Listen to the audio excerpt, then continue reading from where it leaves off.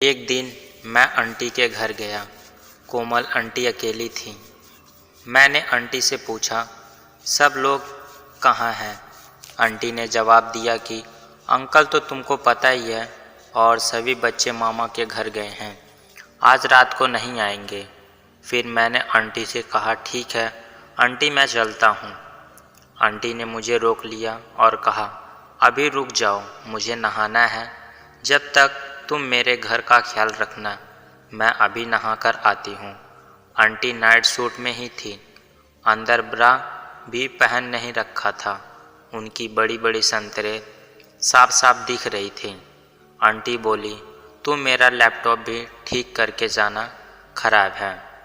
मुझे नहीं पता था कि आंटी भी लैपटॉप चलाती हैं। मैं रुक गया। आंटी नहाने के लिए चली गई। मैं इनके बेडरूम में आंटी का वेट कर रहा था कि अचानक मेरी नज़र बेड पर पड़ी टॉवल, पैंटी और ब्रा पर था। ब्रा और पैंटी बहुत ही अच्छी क्वालिटी की थी और आकर्षित भी थी।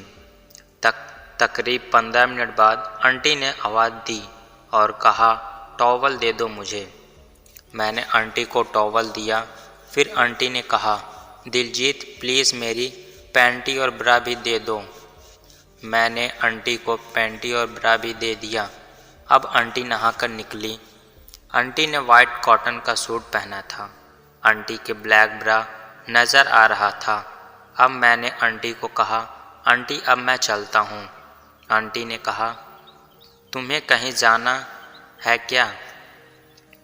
मैंने जवाब दिया, नहीं। फिर आंटी ने मुझे कहा कि रुक जाओ, मैं अकेली हूँ, बोर हो जाऊँगी, कुछ बातें वगैरह करते हैं। मैं बैठ गया और आंटी की अपनी लाइफ के बारे में बता रही थी। अब आंटी खूब खुलकर बातें करने लगी। मेरे से पूछने लगी कि तुम्हारी गर्लफ्रेंड है या नहीं। मैं ऐसे बात सुन के हैरान हो गया। अब मैं भी खुलकर गया था। मैंने आंटी से पूछा कि आंटी आपको सेक्स पसंद है? आंटी ने जवाब दिया कि सेक्स हर किसी को पसंद होता है पागल, क्यों तुम्हें पसंद नहीं है क्या? आंटी ने कहा। मैंने जवाब दिया, कभी किया नहीं। आंटी ने कहा, झूठ मत बोलो, मुझे मालूम है, शिखा को भी मुझे सब पता है और तुमने उन पर सेक्स की स्टोरी भी लिखी। मैंने भी तुम्हारी स्टोरी कल रात को पढ़ी और मेरी चिड़िया गीली हो गई थी। जी करता था कि तुमको रात को ही अपने घर बुलाकर अपनी प्यास बुझा लूं, लेकिन बच्चे घर पे थे। झूठ बोलता है, तूने अपना मोबाइल नंबर भी दे रखा है, लेकिन मैंने सोचा जब घर आओगे तभी बात करूंगी तुमसे। तेरी माँ को बोलना पड़ेगा कि तेरा विवाह करा दे। मैं अचानक डर गया।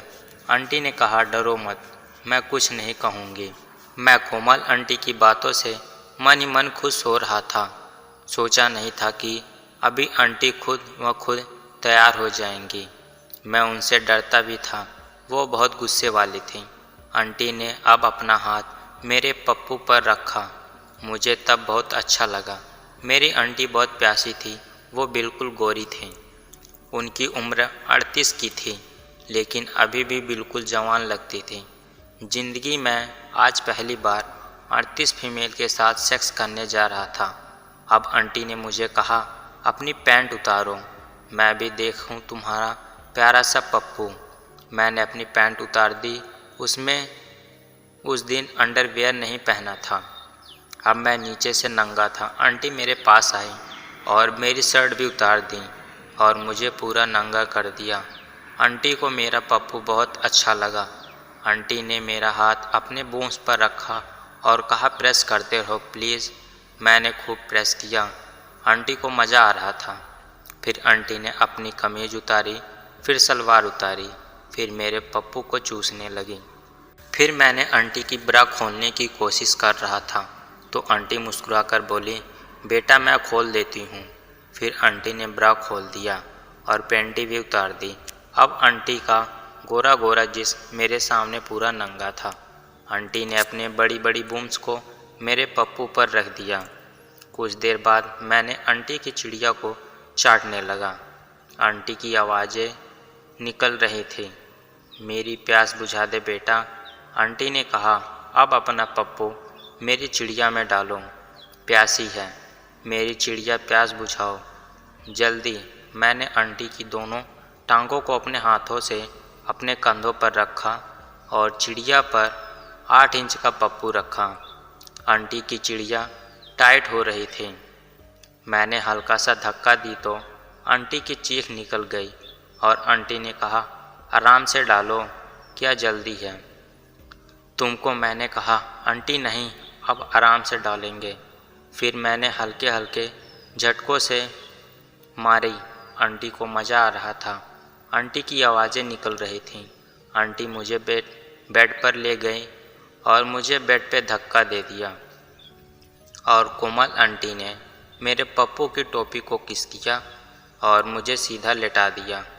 मेरे पप्पू के ऊपर अपनी चिड़िया रख दी और ज़ोर ज़ोर से हिलाने लगी और चिड़िया लगी, आ बेटा, दिलजीत बेटा, मज़ा आ गया, तुम्हारा पप्पू अब मेरी प्यास बुझा देगा। और ज़ोर ज़ोर से ऊपर नीचे होने लगी। ऐसे में मेरे पप्पू को भी दर्द हो रहा था। आंटी और मैं दोनों पागल हो गई और मैं आंटी को उठा लिया और नीचे लेटाकर उनकी टांगें खोल दी। आंटी झड़ने वाली थी। हमको 15 से 20 मिनट हो गया था और मेरा भी पानी निकलने वाला था। आंटी ने कहा, अंदर नहीं निकालना। मैंने कहा, ओके आंटी। अब मैंने अपना पप्पू निकाल कर आंटी के बूंस पर पानी निकाल दिया। फिर आंटी ने मेरा पप्पू चूसा और पानी पी गई। अब जब भी मौका मिलता है मैं आंटी के पास पहुंच जाता हूं और आंटी की प्यास बुझाता हूं।